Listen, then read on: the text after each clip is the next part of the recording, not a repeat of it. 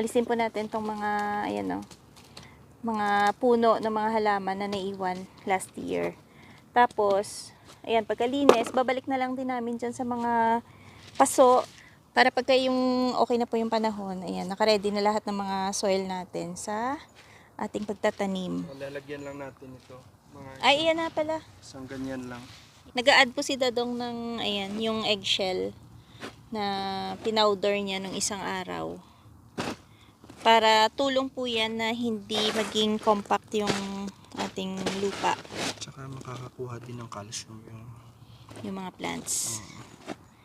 So malaking tulong po yung pag-iipon ng mga eggshells kasi nga, ayan, maganda po yan sa mga halaman. Ang gagawin, balik lang siya. Balik ko lang.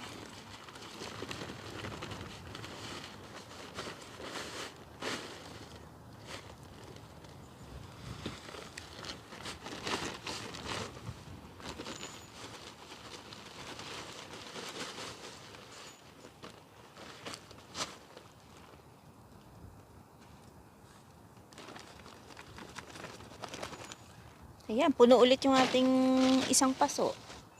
So yung laman nitong paso na to, mga 3 puno pa, no? 3 hanggang 4 na puno ng mga sili or kamatis pa. Sili. Sili last year ang tinanim Ayan. natin dito. 4 ayan o. 4 na puno ng sili yung kakasya po dyan sa ganyan kahaba na paso. So yung mga ka-viewers, kung mapapansin nyo, ganito po yung itsura ng lumang soil, yung ginamit namin last year. So, after namin maalisan netong mga dry na puno ng halaman, ayan na siya. 'Di ba? Mas malaki yung diferensya kaysa yung ganito yung itsura niya, 'di ba? Yung luma na hindi mo siya naayos, kumbaga hindi siya nalinisan. Yung taniman mo lang diretso, mas maigi na maalis talaga yung mga ugat-ugat ng lumang halaman. Para pag nagtanim tayo, Magiging yung ugat makahinga naman ng maayos. Kasi nga, ayan o, kung mapapansin nyo, punong-puno siya ng ugat, diba? Yan yung mga ugat ng dating halaman last year.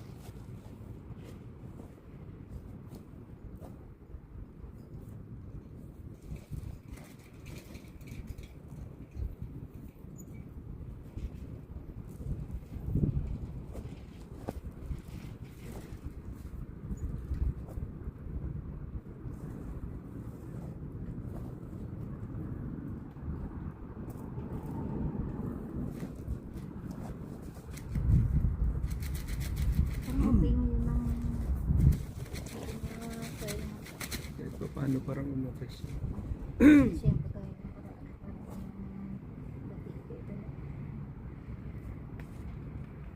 Sa ano kasi, yung mga dinidilig natin at saka yung mga dinadagdag natin dito, magiging ano siya.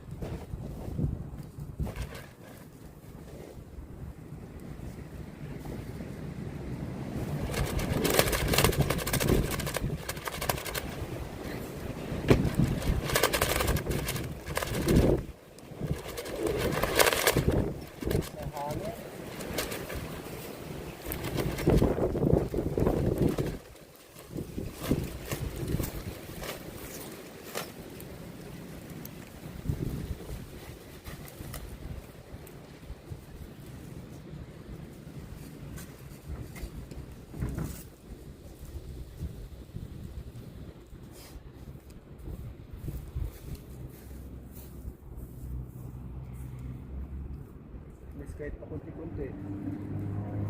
Nalilinis na.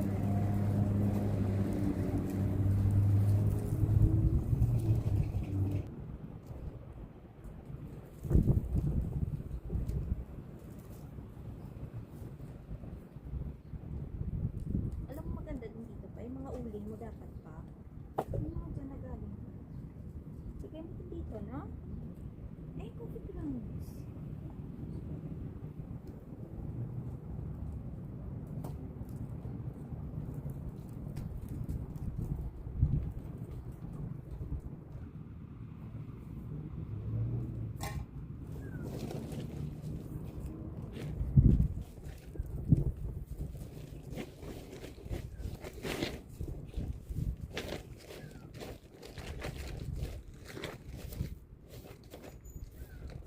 So yung mga ka-viewers, naka-5 na malaking paso. Ayan. Susunod namin yung mga timba. Ito yung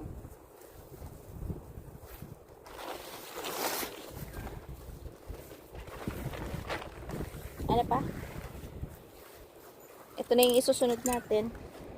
tinaniman namin ng kalabasa. Oo nga. Ay, ano to? Okra? Cucumber. Oo. Ayan, cucumber yung tinanim namin dito last time.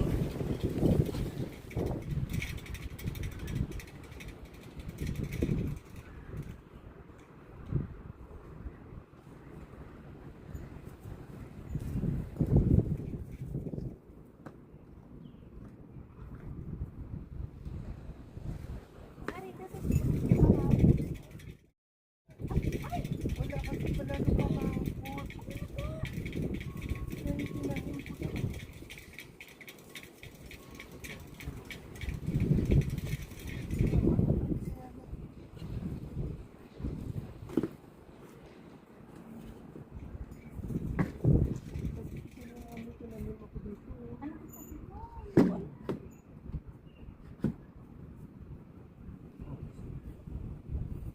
Hindi ko masyad na ano din. Nabaw lang ang ano ko na. Ano ka rin? Cucumber ata.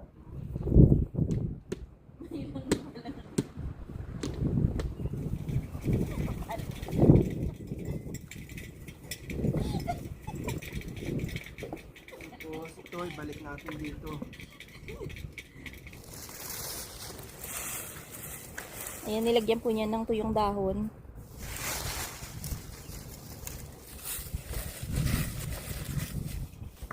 Organic yan eh. Yun yung sinasabi ni Tatong, hindi rin basta-basta yung nag-garden ka na nakapaso. Kasi nga, syempre, dapat pag nakapaso, bibili ka rin talaga ng mga lupa na maganda. Kasi kung kukuha ka ng mga lupa na dito lang din sa tabi-tabi, medyo ano siya, parang clay. So, matigas.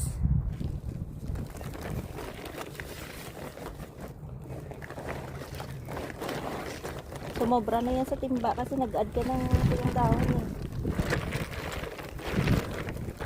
Huwag mo masyado siksikin.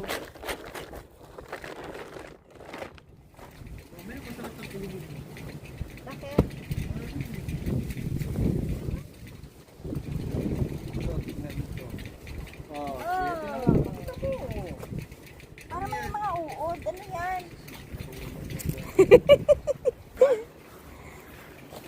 Yan yung ginawa ni Dadong para hindi masyado madaming lupa yung itatambak niya sa loob ng timba. Pero, Nilagyan niya ng mga putol-putol na kahoy. big-tig naman siya. Ano nga yung tinanim mo last time? Okra? Ayan o. Paano? Okra. Kasi pagka yung punuin mo siya ng puro lupa, masyadong magastos. Kaya yung ginawa niya, ayan o. Mga pinutol na kahoy. Pero okay naman yung lupa sa taas, no? Buo pa naman. Para-paraan. Tumutubo na sana yung ano, yung worm nila. Bulate. Bulate. Bulate na puti. Hindi yung earthworm, ha? Siyempre mga young pa yan eh. Ano, ano yan? Kanya ng gawa ng may 'di ba, puno. may mga kahoy. Tapos ibalik natin to. Uod yun, di ba? Hindi yan uod. Ano ka ba? Ayan o. Ano yan? Worm yan. Ikure puti. Uod nga. Yan talaga ang ano niya. Ayan, sinearch muna namin kung safe ba yung mga uod na tumubo dun sa nabubulok na mga kahoy. Safe naman daw. Explain. Safe naman daw kasi ayan na may mga uod nga siyang nakadikit yung mga puti. Ayan, safe naman siya sa plants. Mm.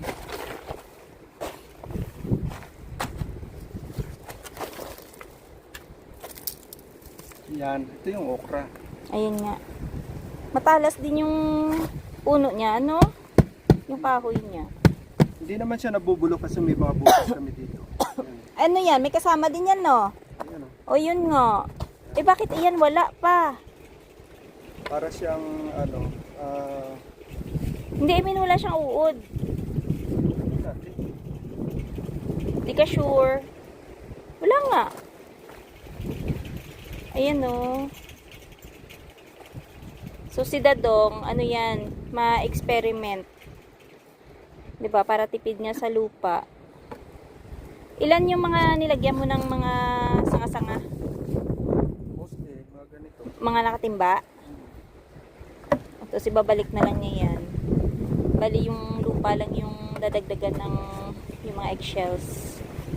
Tsaka alisan ng mga nabubulok na puno ng dating plants. Yung una lang naman yung may uod. Ito wala.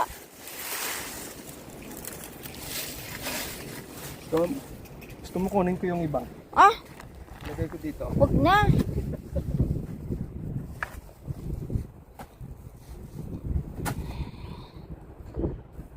Tingin ko nabuhusan niya yan ng ano.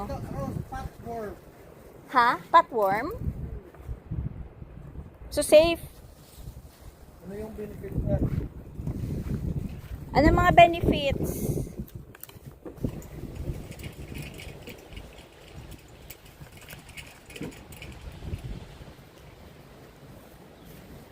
Para di earthworm. Oo, parang earthworm din. Ano kasi parang Maliit na tubo lang siya din. Sa pagtulog ng kahoy, no? At tingnan natin kung anong laman yan. whoop. Ah, may tumatakbo dyan, ha? Oy. Uy, wala doon may kulay puti. Ano yun? Buo. Sa kabilang side, mushroom? Kabila, yan. Ito. Oo, ano yan?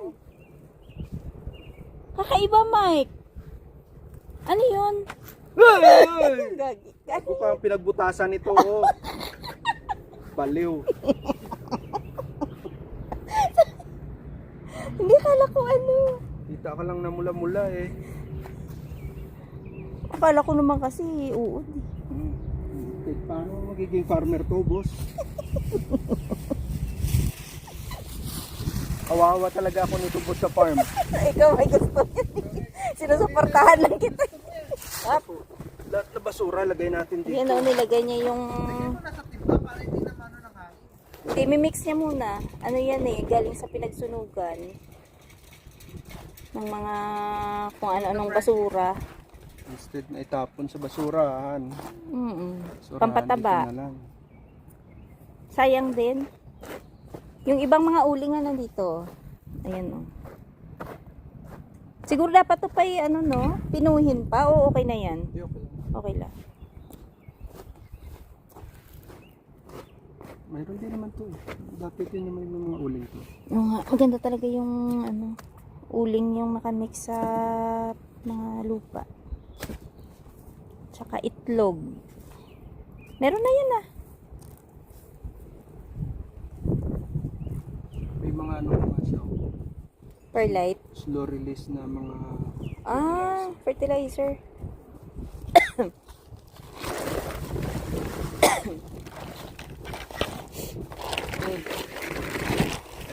Eh.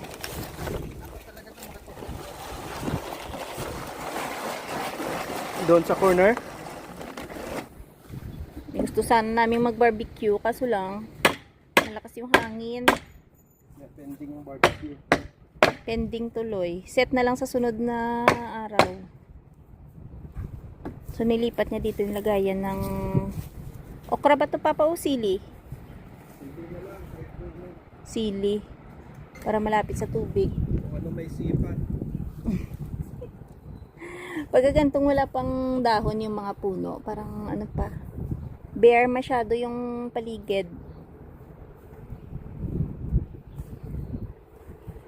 Dami pa naming ligpitin. Ito, lilinisin pa namin to. Alisin pa namin yung mga ang mga ugat-ugat na to. Iwan mo na yan dyan or Babaon ko na lang. Ito lang yung kukunin. ayun lang.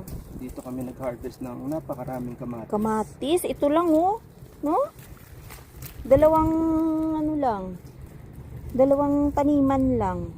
Grabe. Hanggang ngayon yung kamatis, yung nga sabi ko. Yung pa rin yung ginagamit namin. Malaking tulong talaga yung mga organic na binubuhos pa, no? Yung pinaghugasan ng isda. Tapos, Mga karne. oo, yung pinaghugasan ng karne. Dito namin binubuhos. Maganda pala yun. Kaya ang tubo ng mga kamatis dito, sobrang lusog. Tsaka ang daming mga bunga. Yan na lang natin ulit. Patabain na lang natin ulit yung lupa. Mm.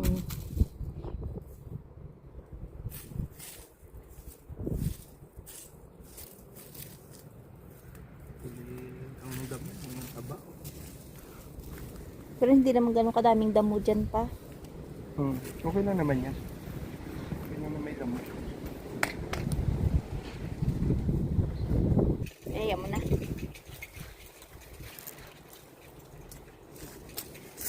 Tinatago ng squirrel, oh. Yan. Oo nga. Lagi po namin nakikita yung mga mani na may laman. Siguro mga ano yan, dinadala ng squirrel dito. Doon yung kinukuha yun, oh. Sa Kabilang care building, home? oo. Parang may peanut ano talaga sila doon. Yung tray. Ay, baka pang kain talaga sa squirrel yun. Alam mo yan, yung parang siguro natutuwa yung mga matatanda. Baka talagang Merong- binibigyan sila ng pagkain. Tagalin to pa? Hindi, Ha? hindi lang.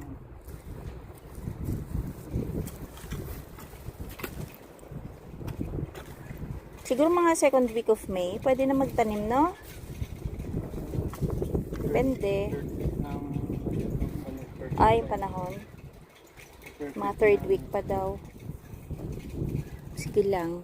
Ready lang natin yung mga lupa. Alam mo kapag pag umapaw yung lupa, parang nangihinayang ako. Kasing mahal ang lupa din eh, Alam no? mo yung halaga ng lupa dito. Mahal din. Mapuno mo to, yung isang plat na to, ilang sako din, 'di ba? Oo. Yung depende pa yun sa klase ng lupa. Kaya mas maganda talaga yung sabi ko nga na meron siyang ayan, naka-back siya or yung mga raised bed. Talagang meron siyang naka cover sa gilid, may harang talaga. Nakakapanginayang.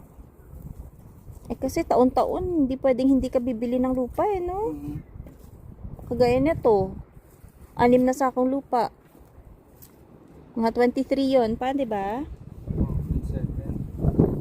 23 lang. Eh, kung bibili ka pa ng mga seedlings mo, ayan, mapamahal ka talaga. Buti na lang kami. Nagpatubo nga kami ng seeds. Bumili tayo ng seeds pang tanim katulad ng ampalaya, Ampalaya, yung okra, hindi okra, meron na tayo. Talong. talong, yan. Yun ang sili. Yung mga wala kaming naipon na galing sa garden namin. Kaya next year alam na natin. Sa next year, yan, hopefully makaipon tayo ng mga galing dito sa garden na mga buto para meron tayong mapatubo ulit next year na libre, 'di ba? Kasi kung bibilhin mo mga $4 din isang balot na. Mahal din kung depende sa klase. Tsaka yun nga sabi namin, mas effective talaga yung seeds na galing siya sa fresh fresh na ano, fresh na gulay. Tulad ng kalabasa, no? Maganda po talaga yung mga seeds na galing sa fresh na gulay, gaya ng kalabasa. Ang bilis po nilang tumubo. Yung sili, Yung bell pepper, tsaka yung mga kamatis. Mabilis po siyang tumubo. Unlike sa mga nakastock na mga seeds na binibili, siguro yung iba kasi medyo matagal na naka-stock, kaya medyo matagal siyang tumubo. Kagaya yung kalabasa namin, grabe, ang bilis. Parang 1 week lang pa, no? Tumubo agad. Tsaka maganda yung tubo. Ganda ng tubo niya. Halos sabay-sabay, no? Unlike nung nakaraan, diba? Medyo may nauna, may mga nahuli. Sana makapatubo tayo ng patola. Ano ba yun? Dinirect mo? Or ano? Nagpatubo ka dun sa loob? Tuloy pa ba tayo? Ligpitan muna natin to. So yan po. Hanggang dito na lang muna yung ating vlog for today. Nagligpit lang po talaga kami ng mga soil. Lang kasi Mahangin kasi. kahit Parang, paano, at least kahit paano konti na lang yung liligpitin namin. oo nga. Nasimulan na nating linisin yung iba. Grabe oh. Parang may bagyo. At least kahit paano, tayo na tayo. Inampas yung camera ko ng hangin. So mga ka-viewers, hanggang dito na lang muna yung aming video for today. Maraming salamat sa palaging panonood. Tignan namin ito. Ingat-ingat. Bye-bye.